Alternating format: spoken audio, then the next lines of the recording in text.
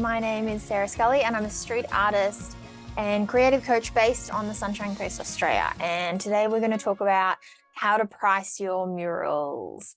Now, this is a question that I get asked all of the time. Other muralists ask me, people that want to become muralists ask me, clients ask me, everyone asks me, how do you price murals? And in all honesty, to make a very short video shorter, I can't tell you how to price. You need to figure this out for yourself.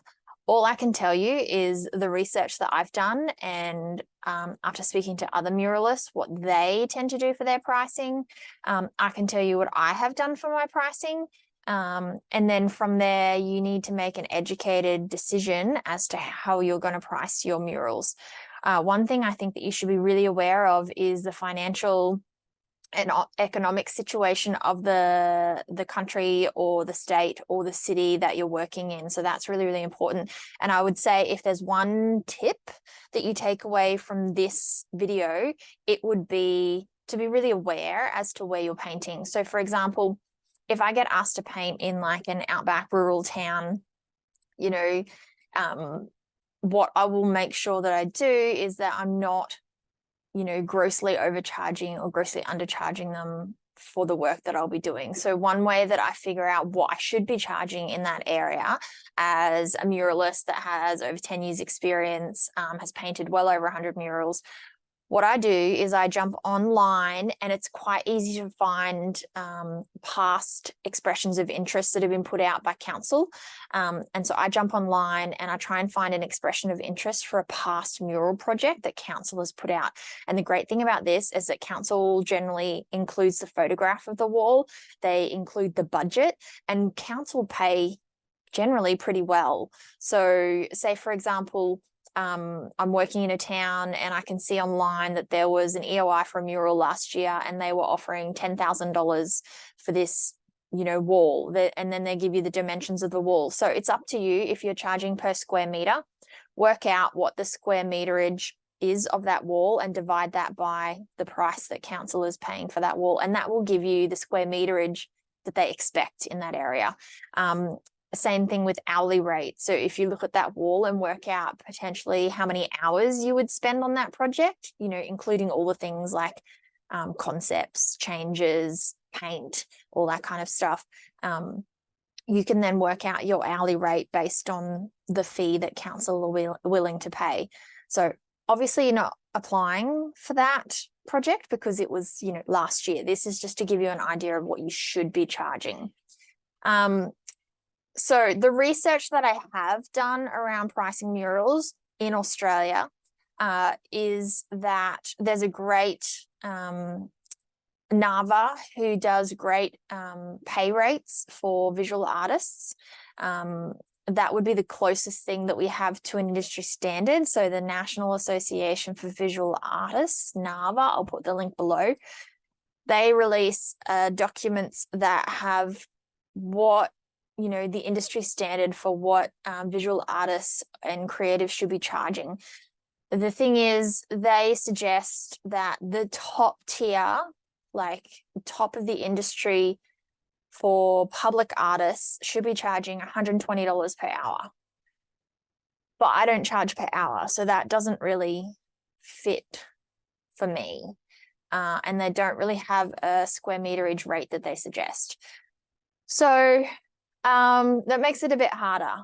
I've spoken to a few other muralists, some of whom are extremely prolific and doing like massive silos and doing, residential work and a whole bunch of things. And there's a mix between charging hourly and charging per square meter. So I know one artist charges per hour. So he'll, get a brief on the project and figure out how many hours he will need for that project. And then that's his quote. And then other artists I know are charging anywhere between 120. The most that I've heard is 220 per square meter for murals. So there's a huge difference there. And I think one of the fundamental things that you need to think about is your style. So if you're a muralist and your style is really detailed, and you're going to be out on site for a long time to do a medium-sized wall, then maybe you should be charging per hour.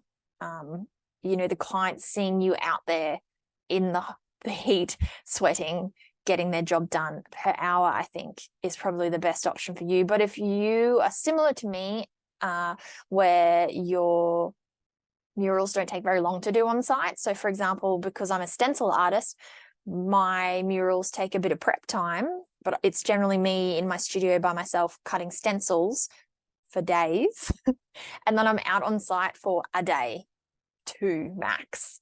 So it doesn't look like I'm doing that much work, but there's been a lot of prep. So for me, charging per square meter is a lot easier. I did a FAQ around running a mural business last month, and I asked the people that were participating to submit questions that they had prior to this, and I'll put a link in the bio in the description below so that you can also have a look at this video as well, so you can get that more detailed content. But a lot of the questions were about money, and one of the participants asked me to break down my last 3 projects into hourly rates, even though I charge per square meter. And it was really interesting for me to look at that because I had never really looked at that before. And so I've got these notes on my screen, so I'm going to flick over to my screen. So what broke down the last 3 projects, the project number 1, I ended up being $100 per hour for that project, because I worked out how many hours I spent on it, how much I actually charged for it, you know, minus paint and any other expenses I had. Project 2 worked out to be only $60 an hour. Project 3 worked out to be $140 an hour. So for me, that hourly rate isn't going to work. It's not consistent across my projects. So just to give you some notes on what I charge. So obviously I can't speak for other artists, and the conversations that I have in private with other artists about money, I will keep private, because it's not my place to tell you, oh, this artist here, they're charging this much, because I know that a lot of artists keep this information quite close to them. Me, I don't care. So I'll talk about it all day and every day. Oh, my friends are so lucky to have me. So for me, when I started out as a muralist 10 years ago, I was charging $120 per square meter. And that has slowly bumped up the more experience I've gotten and the more murals I've gotten under my belt, and also time, and also the cost of paint. So that slowly bumped up, and now I generally charge a starting rate of $180 per square meter. That will go up if I'm working on a really tough wall, like a corrugated wall. I hate corrugated walls. It will also go up if I'm working at heights. I don't like heights. So that will go up as well. And I like to fit in the cost of my at height tickets if I'm doing at height walls. I also have a minimum charge, and I strongly recommend that all artists have a minimum fee for their projects. My minimum fee is $1,600 plus GST. So that means that I know that I'm covered for that design work. So if someone comes to me and they're like, oh, I've got this 1 by 1 meter square that I would like you to paint a mural in, probably be better to do a canvas. But anyway, that's a different video altogether. But if someone comes with a really small wall, I'm not, you know, I'm still going to spend the same amount of design time on that small wall as I would for a massive wall. So I need to make sure that my time is covered, and that my costs are covered just by designing. So that's why I have a minimum fee. I was flicking through a website today and looking at a few other artists' minimum fees, and some of them were as low as $400. That's not much. That's up to them to charge that, and it's not me to judge, because I don't know where they are in their career. But that's not much time that they're getting compensated for to come up with the design for a mural. So make sure that you're not undercharging, so you don't get resentful and angry and rush the projects to churn them through to make sure that you can make your wage for the week. What else? So square meterage, have a minimum cost. So when I charge, or when I quote on a project, I also make sure in that quote that I include what I'm quoting for. So I will put the size of the wall in there. I'll make sure that they know that that covers all the paint that's needed. It also covers the anti-graffiti coating. It covers concepts and up to 3 rounds of changes for concepts, although I'm a little bit lenient with this when I'm working with community groups or PNCs or schools, because they have quite a few voices. So sometimes I throw in some extra changes for free. It covers all the materials needed out on site. The only thing it doesn't cover is access. So if I need to hire a lift or a boom lift, it doesn't cover that. So that's an extra fee on top, and that's easy enough for you to add on. You can just go on to like Kennard's Hire or one of those hire places that will give you a price straight away. Don't forget to add in the delivery fee for that. That always gets me. It's like $120 each way or something like that, and I forget to add that on, and so I end up having to eat that cost myself. That sucks. So I think there's a couple of things that I have going for me as an artist why I feel a little bit more confident to charge at, the higher end of rates, is because I have a really distinctive style. So people generally see my style and they're like, oh, we've got to have you. And they kind of latch on and must have that style, and they need me and my price to have that style. The other thing I have going for me is that I love working with communities. So I really love working with school students. I love working with schools. I love working with community groups. I love that big community atmosphere. And I know a lot of artists don't necessarily like that. So if there's a community wall that comes up, I am on that like white on rice. So those are the 2 things that I have going for me. I think if my style was very generic, then there's a number of other muralists around me that can do the exact same thing.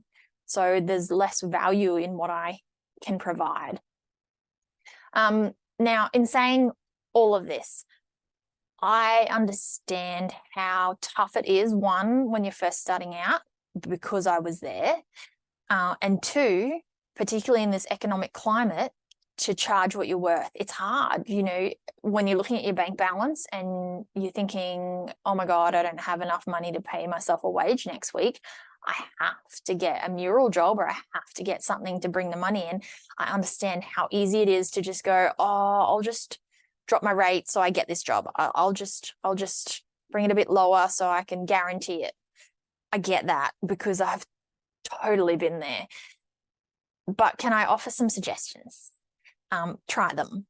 They might work, they might not. They've worked for me in the past. That's why I'm suggesting them, is rather than dropping your rate when you quote on a project, could you try quoting on the project and then telling them how you add more value, particularly than the next muralist. So you could say, okay, this is my rate. I charge this per square meter or per hour. This is the rate for the project.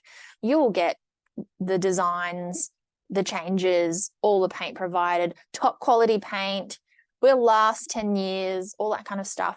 And then add value. So you will also provide 20 plus photos of the process painting the wall for the client to use for their social media. Or you'll provide a process reel at the end of the project for them to use in their marketing. Or you will provide them with a free digital mock-up of the design on the wall before you start. Or, you'll provide a time lapse of the creation of this. Or you will create a press release on completion of this mural and we'll send it out to local press to promote how great the business is in supporting local artists. Find out ways that you can add value to what you're already charging. Another idea might be to really refine your style. Create a style that's not been done. So you have a really distinctive style. So people will have to come to you for your murals. That's easier for me to say than to do. I get it. Very hard. But it could be something that you start working towards. Another idea that I could suggest would be to, when you submit your quote and say, this is what I charge, really pinpoint what the client is needing, what problem they need solved. So a lot of the time when a client will come to you, they'll come to you and they'll be like, can you give me a quote on this wall? It's our pool wall and it keeps getting insanely hot. The kids keep touching it and burning themselves. We need something on it to cool it down. So when you give them a quote back, say, look, yes, I have these great UV resistant paints. If we use colors that are lighter, cooler, we can reduce the heat of the wall, blah, blah, blah, blah. Sell yourself to solve their problem. Maybe they have a wall that is like bright white and it's like glaring all over them and they're over it. Then maybe you can then solve that problem for them. So make sure that the client feels heard by you and then offer a creative solution to their problem on top of what you're already providing. A couple other quick tips. Try and find your own clients. So rather than going on platforms like Book an Artist or any other place that you might be competing with other muralists for the job, go out and find your jobs yourself. Now, this is something I am not good at. I am terrible at sales. So if you're anything like me, this will make you sweat a little bit, but hear me out. It works, I promise. Target the businesses or target the schools or target the residents or target the places that you want to be doing these murals and just ask them. Just say, oh, hey, I love doing school murals. This is my portfolio. This is how I've added value to these schools. This is what I charge.